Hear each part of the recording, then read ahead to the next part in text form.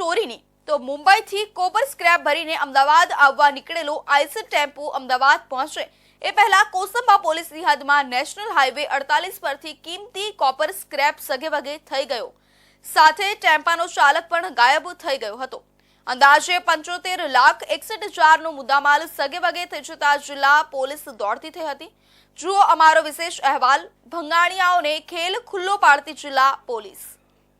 કોસંબા પોલીસની હદમાં આવેલા national highway 48 પર તુલસી હોટેલ નજીકથી કિંમતી કોપર સ્ક્રેપ આઈસર ટેમ્પા માંથી સગેવગે કરી દેવાતા ફફડાટ મચી ગયો હતો અને ફિલ્મના જેમ ગુનો બને અને પોલીસની એન્ટ્રી થાય એમ સુરત ગ્રામ્ય એલસીબી પીઆઈ રાજેશ ભટોળ અને પેરોલ ફરલોના પીઆઈ એએસ ચૌહાણની એન્ટ્રી અને પોલીસની અલગ અલગ ટીમ કામે લાગી અને પોલીસ તપાસમાં 3 ભંગાળિયા ઝડપાયા, જેમાં મુખ્ય સૂત્રધાર કિશનસિંહ પ્રતાપસિંહ રાવળ મૂળ રાજસ્થાન, હાલ સુરત પૂણાગામ, બીજુનું નામ કે નરેન્દ્ર ડાલુ કુમાવત મૂળ રાજસ્થાનના રહેવાસી અને હાલ ડિંડોલી સુરત, અને ત્રીજાનું નામ હતું કે હરિરામ ઉર્ફે હરી સાલવી મૂળ રહેનાર રાજસ્થાન અને હાલ પૂણાગામ સુરતને ઝડપી પાડી તેમની પૂછપરછ કરતા આખો मामलो बाहर આવ્યો હતો.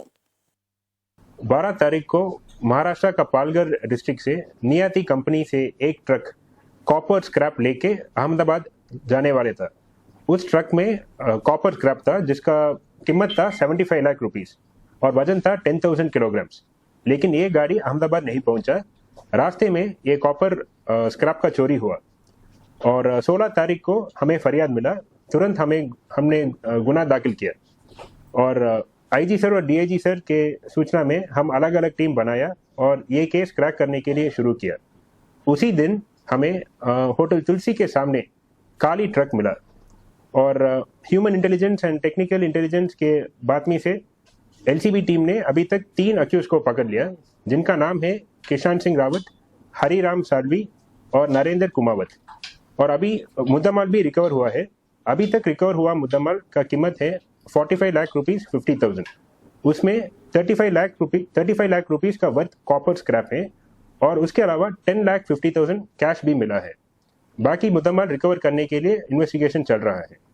પોલીસે 3 આરોપીને ઝડપી પાડી 6 જેટલા ઈસમોને વોન્ટેડ જાહેર કરવામાં આવ્યા છે. જો કે ટોટલ 75.61 લાખનો કોપરનો જથ્થો હતો, જે આરોપી પાસેથી અલગ અલગ જગ્યાએથી કબજે લીધો છે. જેમાં મુખ્ય માસ્ટર સુરતના પૂણા વિસ્તારમાં ભંગારનો ધંધો કરતા કિશનસિંહ રાવત અને લક્ષ્મણસિંહ રાવત, જેને આ ચોરેલા કોપર નરેન્દ્ર કુમાવતને વેચવા આપ્યું હતું. આ ચોરીનું આખું રેકેટ ટેમ્પાના ડ્રાઈવર સાથે મળી રચ્યું હતું.